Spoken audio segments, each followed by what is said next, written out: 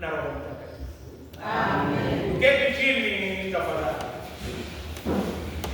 Wakristo wote mniruhusu niwasalimu nyote katika jina la Bwana wetu Yesu Kristo. Bwana asifiwe. Asifiwe Yesu. Praise the Lord. Amen. Siku moja nikaamua kwenda Sirikwa Hotel.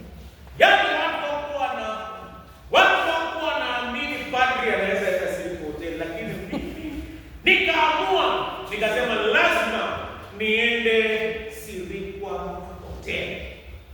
Nilipokuwa kule nje ya hoteli, wengine wakashangaa. Yaani kwa Kiingereza wanasema sapo flabbergasted. Yaani wakashindwa, hata padri anaingia Sirikwa Hotel, lakini sikujali mambo yao. Mimi nikaingia Sirikwa Hotel. Nilipofika Sirikwa Hotel, kulikuwa na hoteli ya kawaida na hoteli special. Siku moja nilienda hapa Kitale, hoteli nyingine inaitwa Sinyalu Inn. Sio kama mnajua. Iko huko nyuma. Nilienda kwa hiyo hoteli nikaitisha nyama fry. Na nilipokuwa nikikula nyama nikagundua iko solopjo. Solopjo ni nini? Mende. Nikagundua iko mende. Lakini nikapiga hesabu nikasema sitaki kuharibu 50 bob yangu. Nikaona kama hakuna mtu ananiangalia, hakuna. Nikachukua mende, nikatupa chini na nikaendelea kukula na hata sikuwa mgonjwa. Kumbe mende ni ile tu hatutaki kukula hiyo. Hiyo si hoteli ya kawaida kama Sinyalu. Nilienda hoteli special inaitwa Sirikwa Hotel. Hata waiter wamepimwa ni watu smart, wanavaa bota. Akanisongeshea kiti na mimi nikakaa chini soso. Sema soso. Soso. Yaani gombie, nikakaa chini na waiter akakuja akaniuliza, "Padri, je, utakula nini leo?" Nikamwambia ngojea nitakula.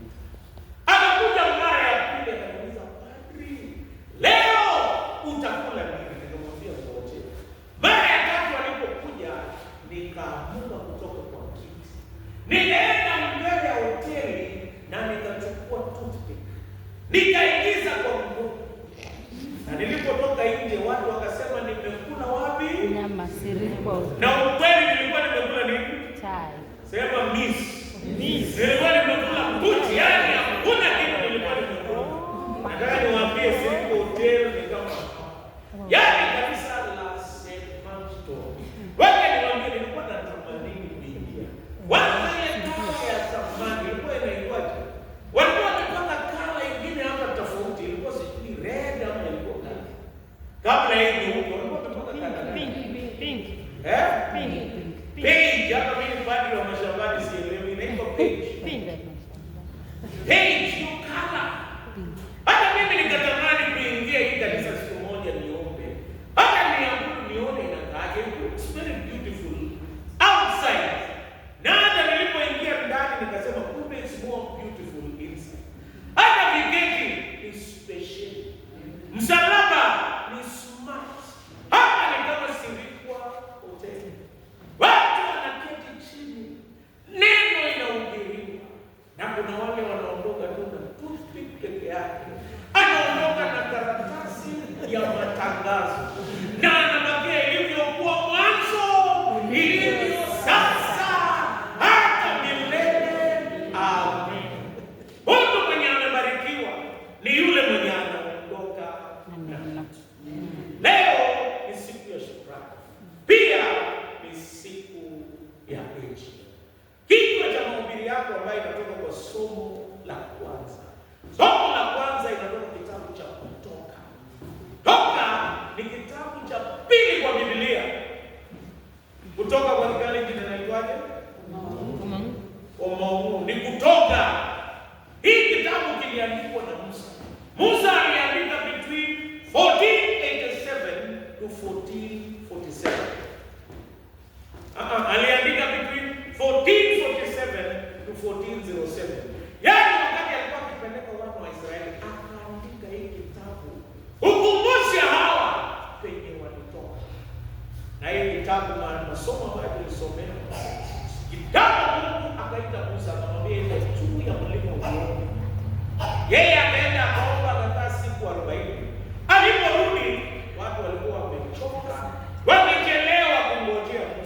saa zingine ukichoka na hata ukisumbuka, mawazo inaweza kuja tofauti. Wakaamua wakasema, kwa sababu Musa amechelewa, wacha kutengeneza miungu ambayo tunaona. Hatujui huyo Musa atarudi ama hatarudi. Tena Haruni ambaye alikuwa kuhani akawasaidia wakatengeneza miungu. Musa alipokuja akatupa ile amri 10, hao watu wakaadhibiwa, na Musa akarudi tena mara ya pili. Aliporudi mara ya pili, uso wake ukakuja kama umeng'aa. Leo nataka kuuliza swali hili. Kiongozi wa kweli anastahili kuvikwa na nini? Kiongozi wa kweli kwa kanisa, hata kwa taifa, anastahili kuwa amevikwa na nini? Anastahili kuwa amefunikwa na nini? Nataka niwaambie, sio ubinafsi. Siku moja nilienda kusalimia mchungaji, nilimuona na kuona, mimi sikuwa na kuona siku hiyo, sikuwa mchungaji. Nikaenda kumsalimia, kumwambia habari yako mchungaji. Yeye akaniambia, tafadhali usiniite mchungaji. Akasema, mimi ndio nasimamia wachungaji wote niite Archdeacon. Yaani mimi nilishangaa. Unajua sisi sote haijalishi cheo. Wengine hata wananiita daktari, lakini mimi number 1. Mimi ni mchungaji. Mimi nilishangaa sana. Siku ya pili nilikuwa nahubiri kwa hospitali Kenya. Siku hiyo nikiwa college, ilikuwa lazima uvae tai ndio uende kuhubiri. Mimi nikavaa tai, lakini sikuwa najua mtumishi anastahili kuvikwa nini. Nikavaa tai na nikahubiri tena. Tai yangu ilikuwa ya red, nilikuwa napenda tai ya red. Basi nikahubiri Injili. Nilipomaliza nikasema, wangapi wanataka niwaombee? Wabebe mkono juu. Nikaona jamaa mmoja hapo huko kwa kona amebeba mkono juu. Nikasema nitampiga. Nilipomwangalia vizuri, amefungwa na pingu. Nikasema tena nimefungwa sumu. Basi leo Mungu amenitumia. Nikafikiri hiyo ni utumishi. Nikasoma kwake. Nikamwambia, Mungu, unataka kuombewa? Akasema, nataka kuombewa. Mimi sitaki. Nikamwambia, ni mgonjwa gani? Wewe mgonjwa aina gani nikuombee maombi special? Akasema, maombi special hata sitaki. Akaniambia, mimi nimefungwa, siwezi enda mahali ambapo watu wote wanaenda. Niko maneno mengine wakati ninawataji, lakini mnaelewa. Siwezi enda huko, mimi nimefungwa na pingu. Na haja ya mwili ilikuwa ninaenda kwa pahali fulani imejaa. Nimejaribu kuambia kila mtu anisaidie kupeleka huko, wote wamekataa. Lakini nilipokuona ukihubiri, nikasema nimepata suluhisho. Leo huyu mhubiri ndio ananisaidia. Acha nikuambie, siku hiyo nikajifunza utumishi ni kujitolea. Nilitaka kutoroka, singetoroka, wengine wamesikia. Nikaimba wimbo kama Mwangilikana, Bwana Yesu atakuja, vumilia. Nilifanya hiyo kazi, lakini siwezi sema nitarudia tena, lakini ilinifunza inastahili ufikwe na unyenyekevu. Kitu cha pili ni ya kwamba kiongozi anastahili kuvikwa na maono. Vision. Mimi nimetembea kwa anga. Niliangalia miti ambayo imesimama hapo chini ni zaidi ya miti 7,000. Nikaangalia, hii si project ya Harish, sio project ya Chikona, ni project ya local church. Kiongozi anastahili kufikwa maono. Ukiwa na maono, wewe unakuwa kiongozi. Kiongozi anastahili kujua watu wanaenda wapi na namna ya kuwafikisha. Na Mungu amesaidia viongozi wakafikia. Kwa ajili ya masomo yetu,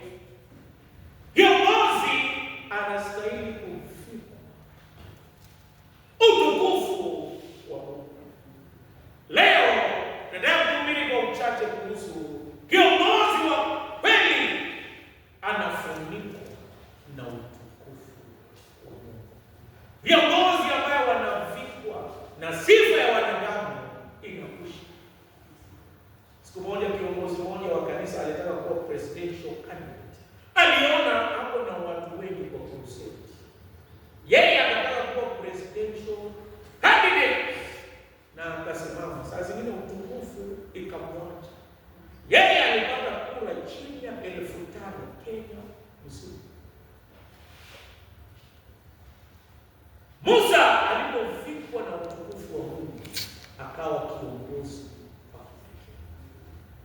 Sisi ninaomba tuvikwe na utukufu wa Mungu. Kazi ya kanisa ni ya kujitolea. Nao wapendwa ambao wamekuwa wakifanya wamejitolea, wakajinyima, na ni kazi ya kumtumikia Mungu. Naomba sisi zote tuvikwe na utukufu wa Mungu. Kitu cha kwanza, mtu mwenye anavikwa na utukufu wa Mungu, yeye atakuwa karibu na Mungu. Wale ambao wamevikwa na utukufu wa Mungu kila wakati wako karibu na Mungu. Hii kazi yote kwa hii parokia na kanisa haitawahi endelea kama viongozi hawakuwa karibu na Mungu. Ukiwa karibu na Mungu, kitu cha kwanza unastahili kuwa mtu toba kila wakati. Kuna mtu mmoja aliniconfront siku moja, akaniambia, mchungaji, niko na swali moja. Hii kitabu yetu ya sala inasemanga kila Jumapili mtu mwovu. Unajua ile ibada ya zamani tulikuwa tunaanza kusema mtu mwovu. Tena wiki ya pili mtu mwovu. Akaniuliza, huyu mtu mwovu ni nani? Tunataka kufukuza yeye kanisani. Kwa sababu kila Jumapili anakumbushwa na badiliki, huyu mtu mwovu ni nani?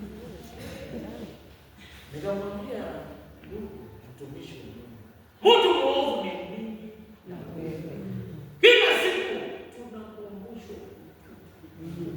Kila siku hawitaki kwenda Nakuru kwa mkutano ya Independence and Holidays. Hii mkutano iko Maxtoro kila Jumapili. Kabla hatujaanza ibada tunatubu. Wewe ungefikwa na utukufu wa Mungu, number 1 ni kutubu. Kutubu si ati mbele ya watu, kwa moyo wako kuomba Mungu. Jambo la pili, mtu ambaye yuko karibu na Mungu kila wakati ni mtu wa maombi. Naomba tuombee kanisa letu, kwa sababu mimi najua kwenye hii kanisa imeenda mbali sana. We are going very far. Ukiangalia kama tulikuwa watu kadhaa English service, sasa watu tunabakia tu kidogo, tutajaa. Na mimi ninajua ya kwamba tunaenda mbali. Kwa hiyo tunastahili kuwa watu wa maombi. Ndiposa nimesema kila mwezi tutakuwa na prayer and fasting. Kwa sababu tunajitayarisha kwenda mbali. Na tunaenda mbali katika jina la Yesu Kristo. Na kazi ya Mungu sio tu maombi na kwenda mbali. Kulikuwa na wimbo, mtu ambaye yuko karibu na Mungu, namba 3 anasikiaka sauti. Nilipokuwa nikifanya passport, kuna wimbo walikuwa wanaimba wimbo, kusikia sauti yake Bwana. Naomba kila siku usikie sauti yake Bwana. Kila siku kuna kitu chenye Mungu anakuambia. Hapa sema to. Kila Jumapili, na ukikosa kuna kitu umekosa. Lakini naomba usikie sauti yake Bwana. Ukijawa na utukufu wa Mungu, unasikia sauti yake Bwana. Siku moja, hata nikwambie, ni vizuri kusikia sauti ya Mungu. Siku moja tulikuwa tunajenga arch ya kanisa nyingine kule St. John's Kilindi. Arch ni ile kitu ya mbele hiyo chuma. Nyinyi mmetengeneza vizuri, yetu ilikuwa kadogo tu, lakini ingawa kanisa yetu ilikuwa Kilindi ilikuwa mrefu kidogo. Tulikuwa tunatengeneza arch. Na siku hiyo tulikuwa tumelemewa, tulikuwa tunaishi kwa neema. Na kazi ya Mungu haiendani wa budget, inaenda kwa neema. Na hata mwaka huu tutakamilisha kwa neema. Sasa ilikuwa imekwisha, ilibidi sasa mimi ndio kazi yangu ilikuwa kupigia watu simu. Tafadhali tusaidie. Siku hiyo nikapiga simu, hakuna mtu alijibu. Lakini mimi nikakosa kusikia sauti ya Mungu. Siku hiyo Mungu akaniambia, wewe umeambia wengine na wewe mwenyewe. Hata mimi ikabidi nisikie sauti ya Mungu. Nikakumbuka niko na shilingi 2,500. Siku hiyo majukumu haikuwa mingi, tulikuwa na pesa kidogo. Siku hizi watoto wameongezeka, changamoto ni nyingi, lakini nashangaa hata mtu asipokuwa na majukumu bado shida iko. Hata siku ile nilikuwa sina majukumu, shida iko. Ndio nakwambia, tukijenga una changamoto, na hata tusipojenga changamoto ni zaidi. Wewe ni afadhali tujenge na Mungu atatubariki. Kitu kingine ambacho nimewambia, sauti ya Bwana inasema Mungu hana deni ya mtu. Mungu hawezi bakia na deni yako, ukitoa hata kuzidishia na ataongeza katika jina la Yesu Kristo. Bwana asifiwe. Basi nikaenda nikatoa, nikaleta. Hata mzee Chiama akasema hata yeye ameguzwa na bado kutoa, hata yeye ataenda akalete mara 2,500. Na kwa nini tulikazwa? Ni tulikosa kulipa mtu wa mkono siku hiyo, karibu apige fungu, na angemuuliza Mungu anatumia hii kwa sisi. Juzi kulikuwa na ushirika, hata mimi nikasikia sauti, nikaguzwa, na baadaye Mungu alinibariki. Hakusema ya Bwana, sikia sauti. Hata leo sikia sauti ya Bwana. Mungu anaongea kupitia watu wengi, anaongea kupitia wengi, anaongea kupitia Baba, anaongea kupitia Baba, hata anaongea kupitia kwa kwaya na nini.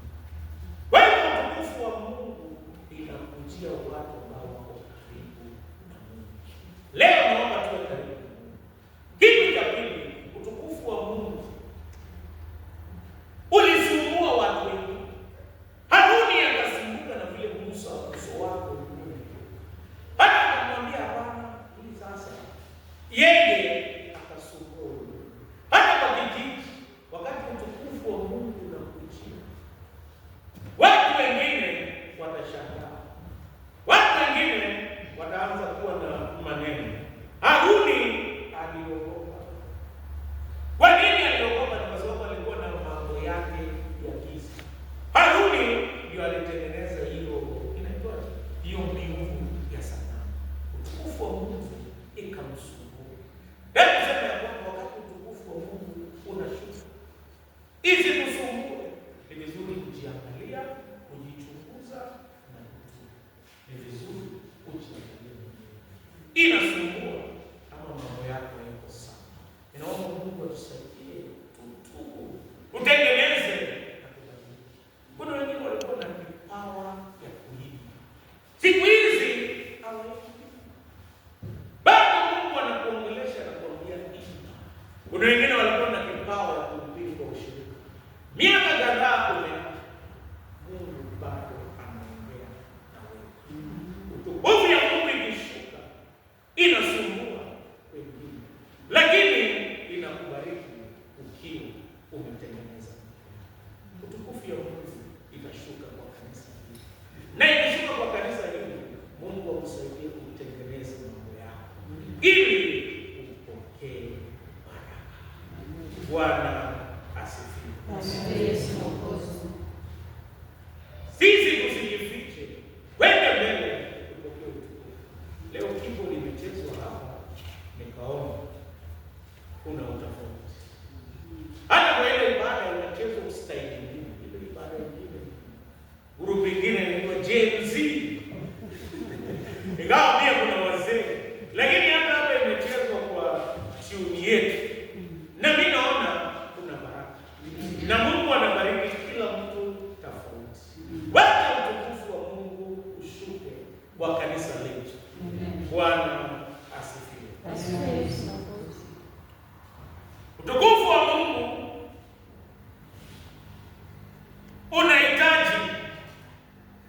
unahitaji kutuweka na kutuchunga. Inastahili Musa alipokaa mbali na Mungu,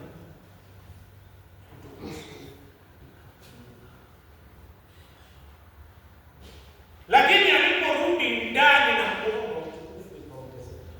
Naomba utukufu wetu usididimie kama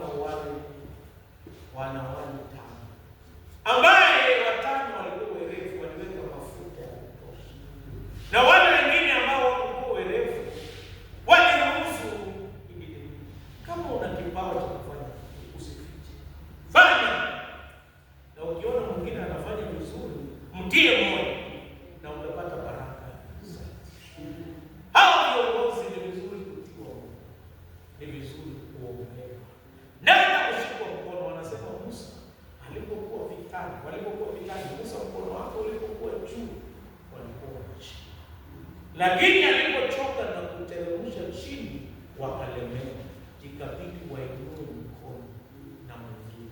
Inaomba tuinuane mikono, na tukiinuana mikono ni kwa kukiri ya kwamba mambo mazuri yatafanyika. Mwaka huu confess positive things about our church. Bwana asifiwe. Hili tutaweza mambo yote kupitia kwa Kristo atutiaye nguvu. Watu wanakosanga baraka kwa sababu ya maneno yenye wanaongea. Siku moja watu walienda graduation, walienda sherehe ya mtoto graduate university. Wazee wawili wa kanisa walikuwa wanaongea. Mwingine akasema mimi siendi. Hakuna mtoto wangu amewahi enda degree. Mimi naenda kufanya degree. Mwingine akasema utukufu wa Mungu utajia. Hata mimi kama hakuna mtoto wangu amepata degree, wacha niende. Sasa zingine mtoto wangu. Yeye akakiri positive confession. Na ndio mwaka huu utukufu iongezeke kwa kukiri maneno mazuri kuhusu kanisa letu. Na yeye akakiri. Wewe wakaenda mwaka uliofuatia mtu wake akapata na akaenda kwenda kusomea.